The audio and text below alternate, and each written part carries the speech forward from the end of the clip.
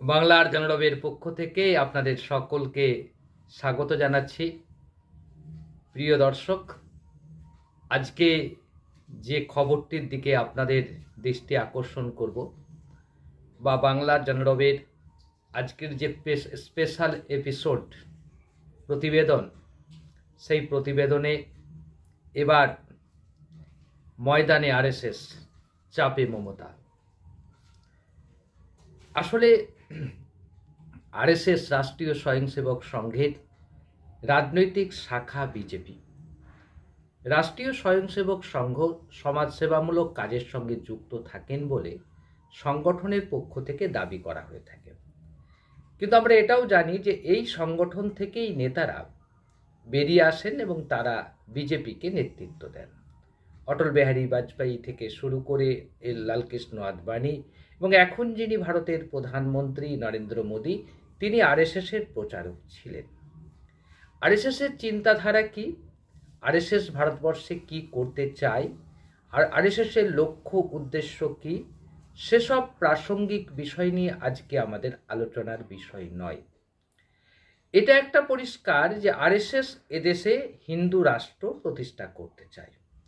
তারা মনে করে যে এদেশ হিন্দুদের জন্য নির্ধারিত, অর্থাৎ ভারত যেহেতু ধর্মের ভিত্তিতে ভাগ হয়েছে, অতএব পাকিস্তান যখন তৈরি হয়েছে মুসলমানদের জন্য, তখন ভারতও হবে হিন্দুদের জন্য। এই আদর্শে তারা প্রতিপালিত, এই আদর্শেই তারা চলে থাকে।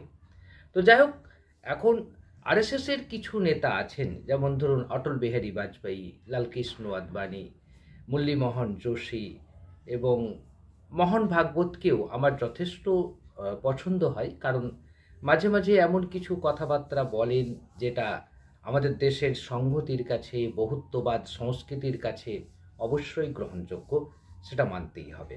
তিনি যেমন রিসেন্ট মোহন ভাগবত একটি কথা বললেন যে সব মসজিদেই যদি আমরা মন্দির খুঁজতে যাই তাহলে চাঁদ চলবে না, আর 500 বছর আগে কি হয়েছে সেটা নিয়ে যদি সব মসজিদ খুঁড়ে খুঁড়ে আমরা মন্দির দেখতে যাই তাহলে সে সংস্কৃতি চলতে পারে না ভারতবর্ষে। তো মোহন ভাগবত কলকাতা সফরে এসেছেন এবং তিনি আগামীকাল অর্থাৎ রবিবার 16 তারিখে তিনি বর্ধমানের সভা করবেন। তো বর্ধমানের সভাতে বাধা দেওয়া হয়েছে, সরকার তাকে অনুমতি দেয়নি বর্ধমানের সভা করতে। তিনি কলকাতা হাইকোর্টে গেছে আরএসএস, হাইকোর্ট থেকে অর্ডার নিয়েছেন এবং হাইকোর্ট শর্ত সাপেক্ষে তাকে বর্ধমানের সভা করার অনুমতি দিয়েছে। এ প্রসঙ্গে বলা প্রয়োজন, এই আরএসএসের সভার অনুমতি নিয়ে অনেকে অনেক কথা বলছেন। বেশ কিছু ইউটিউবারও এই ধরনের কথাবার্তা বলতে শুরু করেছেন যে ইচ্ছাকৃতভাবে আরএসএসকে অনুমতি দেওয়া হয়নি, কিন্তু আসলে তা নয়। মাধ্যমিক এবং উচ্চ মাধ্যমিক পরীক্ষা থাকাকালীন সময়ে এই রাজ্যের যে বিধিনিষেধ আছে সর্বক্ষেত্রেই সমানভাবেই তা প্রযোজ্য, যে মাইক বাজিয়ে কোনো সভা সমাবেশ করা যাবে না। এটা একটা মাধ্যমিক এবং উচ্চ মাধ্যমিকের সময় এই বিধিটা রাজ্যের সর্বস্তরে প্রযোজ্য থাকে এবং সেটা মাথায় রেখেই হয়তো সরকার পক্ষই সিদ্ধান্ত নিয়েছিল। কিন্তু কলকাতা হাইকোর্ট যেহেতু শর্ত সাপেক্ষে যে মাইকের আওয়াজ খুব বেশি দূর যাবে না, মাইক না ব্যবহার করে মাইক ব্যবহার না করে যদি বক্স ব্যবহার করা হয়, সাউন্ড বক্স ব্যবহার করে সভা করার অনুমতি দেওয়া হয়েছে এবং সভাতে যাতে হইহট্টগোল না হয়, সভাটা যেন 1 ঘন্টা বা 1.5 ঘন্টা বা 2 ঘন্টার মধ্যে সীমাবদ্ধ রাখার ব্যবস্থা করা হয়েছে। তো এই পর্যন্ত আরএসএসের কার্যসূচি এবং আরএসএস প্রধান 10 দিন ধরে পশ্চিমবাংলার বিভিন্ন প্রান্তে তারা ঘুরেছে এবং গতকালই আনন্দবাজার, ডিজিটাল আনন্দবাজার একটা খবর করেছে, অঙ্গ বঙ্গ কলিঙ্গ জয় করতে আরএসএস নেমেছে। অঙ্গ কি, বঙ্গ কি, কলিঙ্গ কি? কলিঙ্গ জিতে গেছে। কলিঙ্গ বলতে আমরা যেটা বুঝি ওড়িশা, আর বঙ্গ বলতে বাংলা কি বুঝি, আর অঙ্গ বলতে আপনার যদি তাই ধরেন যে আসামের একটা পার্ট এবং যেটা সীমান্ত অঞ্চল বলা হয় বিহারের, এই সীমান্ত অঞ্চল এবং উত্তরবঙ্গের একটা পার্টকে নিয়ে অঙ্গ বলা হয়। অর্থাৎ ইতিমধ্যেই আমরা জানি যে উত্তরবঙ্গে আরএসএস যথেষ্ট শক্তিশালী এবং আসামে তারা ক্ষমতা পেয়েছে, পাশে উড়িষ্যাতেও তারা ক্ষমতা দখল করেছে। আরএসএস এর নেতৃত্বেই ক্ষমতা দখল হয়েছে এবং বিজেপি সেখানে সরকারে রয়েছে। আরএসএস ইদানিং খুব বেশি প্রচারের আলোয় এসে গেছে এই কারণেই যে সদ্য সমাপ্ত যে লোকসভা নির্বাচন সেখানে আমরা দেখেছিলাম যে নরেন্দ্র মোদী সরকার 240টা আসন পেয়ে অর্থাৎ সংখ্যাগরিষ্ঠ থেকে প্রায় 32টা আসন কম পেয়েছে। তো সেই সময় শোনা গিয়েছিল যে আরএসএস নাকি নরেন্দ্র মোদীর সঙ্গে সহযোগিতা করেনি, বিজেপির হয়ে সেভাবে প্রচারে নামেনি, সেজন্যই তাদের এই জয়যাত্রা আটকে গিয়েছিল। 400 যে লক্ষ্যমাত্রা ছিল 400-র বেশি আসন পাওয়া, সেটা সম্ভব হয়নি। উল্টো দিকে যদি আমরা দেখি যে আরএসএস তারপরে নামলেন, হরিয়ানাতে নামলেন।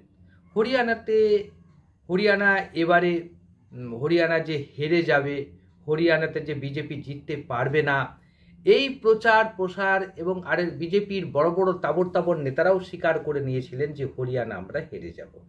সেই অসাধ্য সাধন আরএসএস করতে পেরেছে এবং সেটা আরএসএসের অবদানটা বেশি।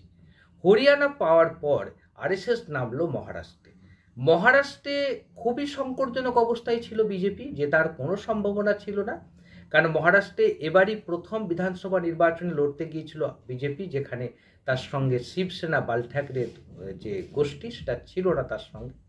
সুতরাং সবাই ভেবে নিয়েছিল যে মহারাষ্ট্রে উদ্ধব ঠাকরে, শরদ পাওয়ার এবং কংগ্রেস জোটে জয়যাত্রা নিশ্চিত। কিন্তু আরএসএস তার কর্মীদের নিয়ে প্রায় 60,288টা বিধানসভা কেন্দ্রে 60,000 সভা করেছে বলে খবরের কাগজে খবর। এবং আমরা এরপরে দেখলাম দিল্লিতেও আরএসএস পরিশ্রম করেছে। দিল্লিতে 70টা বিধানসভা কেন্দ্রের জন্য 50,000 তারা সভা করেছে। মূলত আরএসএস ছোট ছোট সভা করে মানুষকে মোটিভেট করে, হিন্দু ভোটগুলোকে ঐক্যবদ্ধ করার চেষ্টা করে। এবার নজর দিয়েছে পশ্চিমবাংলা। ইতিমধ্যে তারা বিহারে ঝাঁপিয়ে পড়েছে, বিহারে আরএসএস তার কাজ করছে এবং পশ্চিমবাংলায় তারা 1 বছর আগে থেকে কাজ শুরু করলো এবং মনে করা হচ্ছে যে উচ্চ মাধ্যমিক পরীক্ষা শেষ হওয়ার পরে আরএসএস একবারে মানুষের ঘরে ঘরে যে পৌঁছাবে, মানুষের ঘরে ঘরে যে মমতার বিরোধিতা করবে, মমতা বন্দ্যোপাধ্যায় কি করতে পারেনি, মমতা বন্দ্যোপাধ্যায় কি করেছে, মমতা বন্দ্যোপাধ্যায় কতখানি উন্নয়ন করেছে, সার্বিক উন্নয়ন, কতখানি সংখ্যালঘুদের তোষণ করেছে, কতখানি সংখ্যালঘুদের মাদ্রাসা শিক্ষার পিছু খরচা করেছে, কতখানি স্কুল শিক্ষার প্রতি খরচা করেছে, এবং নানা ধরনের সত্য মিথ্যে প্রচারের মধ্যে এগিয়ে যাওয়া হবে।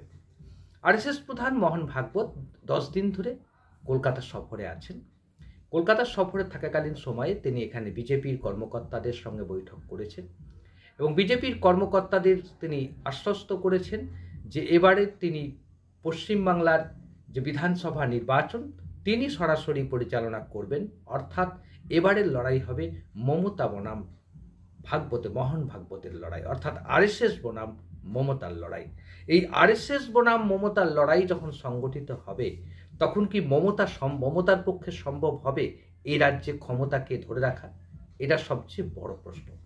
আরএসএস খুব সূক্ষ্মভাবে চিন্তা ভাবনা করে দেখেছে যে 2019-এর লোকসভা নির্বাচনে এই রাজ্যে যখন রাজ্য সভাপতি ছিলেন দিলীপ ঘোষ যেহেতু আরএসএসের প্রচারক ছিলেন, স্বাভাবিকভাবে দিলীপ ঘোষ যখন রাজ্য সভাপতি ছিলেন তখন এই রাজ্যে আরএসএস সবচেয়ে বেশি সক্রিয় ছিল এবং সক্রিয়তার সঙ্গে কাজ করার জন্যই সেই এক ধাক্কায় 2 থেকে 18টি লোকসভা আসন তারা পেয়েছিল।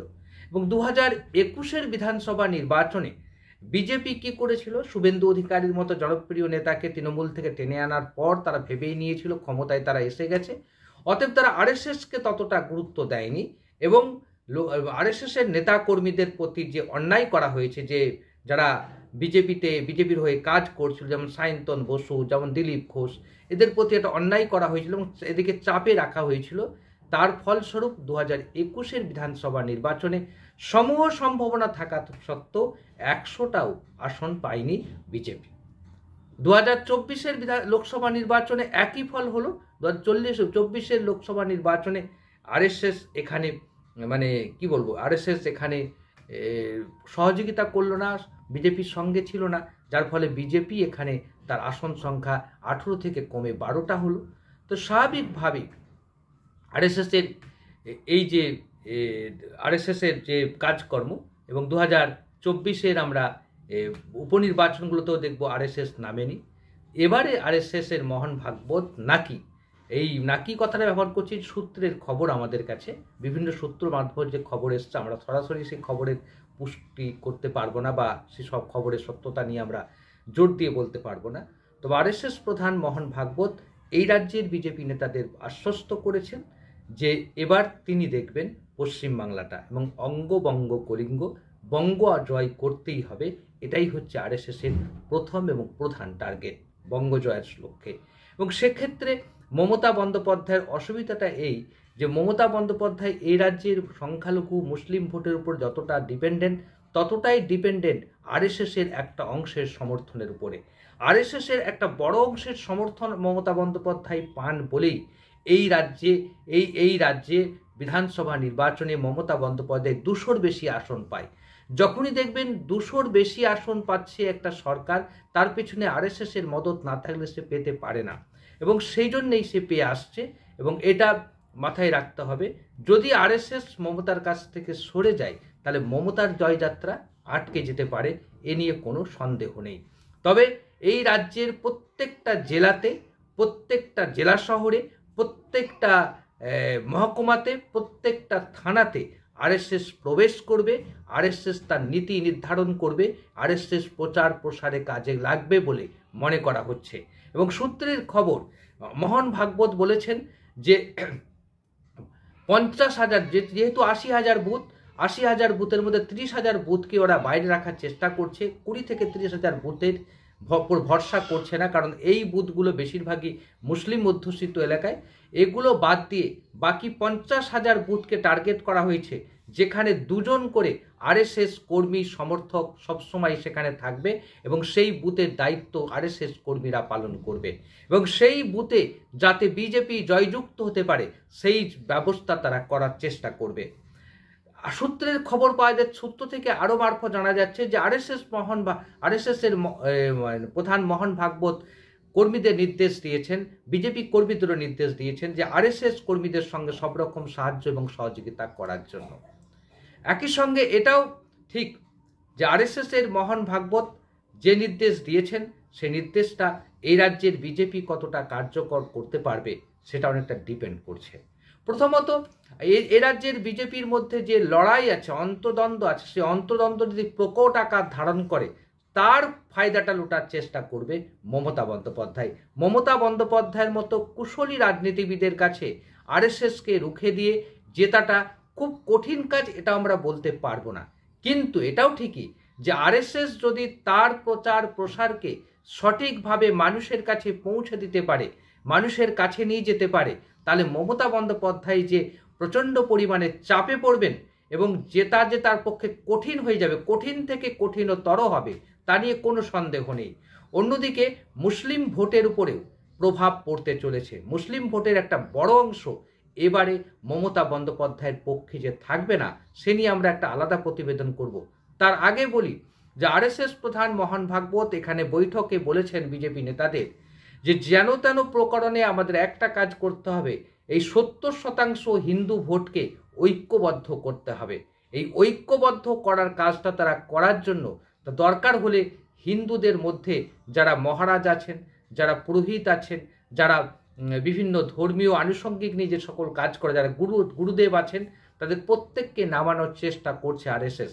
এবং যদি তারা নামে, লক্ষ্যটা খুব পরিষ্কার, 5 থেকে 6% হিন্দু ভোট যারা মমতা বন্দ্যোপাধ্যায়ের প্রতি কমিটেড ভোটার, সেই 5 থেকে 6% মুসলিম হিন্দু কমিটেড ভোটকে যদি বের করে আনা যায়, আর উল্টো দিকে যে কোনো প্রকারে মমতা বন্দ্যোপাধ্যায়ের মুসলিম ভোটের উপরে যদি 2 থেকে 3% কমানো যায়, তাহলে এই রাজ্যে এই বাংলা জয় আরএসএসের কাছে, বিজেপির কাছে সহজ হয়ে যাবে বলে মনে করছে মোহন ভাগবতরা।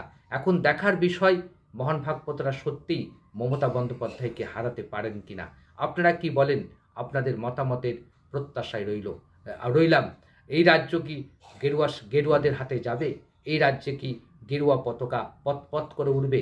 এই রাজ্যে কি আরএসএসের যে কার্যক্রম সেটাকে কাজে লাগিয়ে তারা কি এগিয়ে যাবে? এ প্রসঙ্গে বলা প্রয়োজন, আরএসএস বিগত 12 বছরে এই রাজ্যে কর্মী সংখ্যা দ্বিগুণের বেশি বাড়িয়েছে, তাদের কর্মী সক্রিয় মেম্বার সংখ্যা দ্বিগুণের বেশি বাড়িয়েছে। আমাদের মনে রাখতে হবে 2010 সালে এই রাজ্যে আরএসএসের কর্মী সংখ্যা ছিল 50,000 মাত্র, সেখানে এখন সক্রিয় সদস্যের সংখ্যা 1 লাখের বেশি বলে মনে করা হচ্ছে। এই 1 লাখ সদস্যকে যদি সামনে রেখে প্রত্যেকটা বুথে যদি অতন্দ্র প্রহরী হিসাবে আরএসএস কর্মীরা, আরএসএসের সদস্যরা যদি কাজ করে, তাহলে মমতা বন্দ্যোপাধ্যায়কে যে বেগ দেবে তা নিয়ে কোনো সন্দেহ নেই। আর মমতা বন্দ্যোপাধ্যায়কে যদি 160 থেকে 70-এর মধ্যে আটকে দিতে পারে আরএসএস বা বিজেপি, তাহলে মনে রাখবেন সেই সরকার বেশি দিন টিকবে না। মমতা অপারেশন লোটাসের মাধ্যমে এই বাংলায় ক্ষমতায় এসে যাবে বিজেপি। অর্থাৎ আগামী 2026-এর বিধানসভা নির্বাচন একটা চমকপ্রদ নির্বাচন হতে চলেছে, যেই নির্বাচনে শেষ পর্যন্ত কে জিতবে এখন থেকে বলে দেওয়া যাবে না। আমরা যেটা ভাবছিলাম যে মমতা বন্দ্যোপাধ্যায় ওয়াকওভার পাচ্ছে না। মোহন ভাগবত এই 10 দিন ধরে পশ্চিমবাংলার মাটি চষে বেড়াচ্ছেন।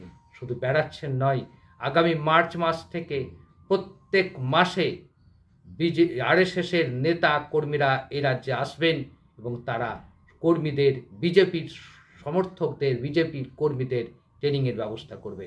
সব মিলিয়ে মমতা বন্দ্যোপাধ্যায়কে হারাতে, মমতা বন্দ্যোপাধ্যায়ের ক্ষমতাকে খর্ব করতে এবং বাংলা দখল করতে আরএসএস এবং বিজেপি মরিয়া চেষ্টা করে চলেছে। আগামী দিনে এ রাজ্যে যদি গেরুয়া পতাকা উড়ে তাতে অবাক হওয়ার কিছু থাকবে না। কিন্তু আপনারা কি ভাবছেন, সত্যিই কি গেরুয়া পতাকা উড়বে বাংলায়? আপনাদের মতামতের প্রত্যাশা।